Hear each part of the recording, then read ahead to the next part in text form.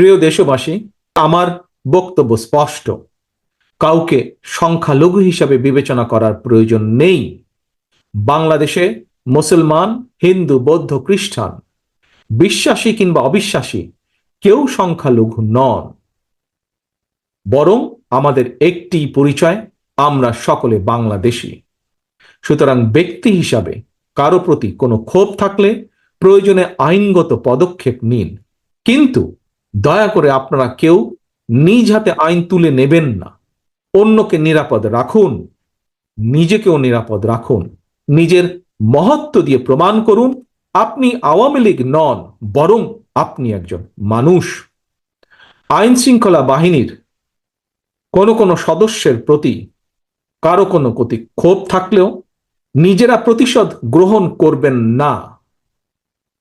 আইন শৃঙ্খলা বাহিনী কিংবা জনপ্রশাসনের কেউ অন্যায় করে থাকলে রাষ্ট্রের প্রচলিত আইন অনুযায়ী তাদের বিরুদ্ধে ব্যবস্থা গ্রহণ করা হবে।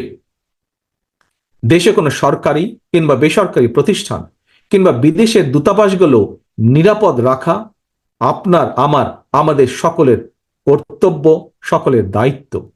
খুনি হাসিনা এতদিন এসব প্রতিষ্ঠান তার পারিবারিক প্রতিষ্ঠানের মতন ব্যবহার করলেও এগুলো জনগণের সম্পদ, এগুলো রাষ্ট্রীয় সম্পদ, কারো ব্যক্তিগত কোনো সম্পদ নয় এগুলো।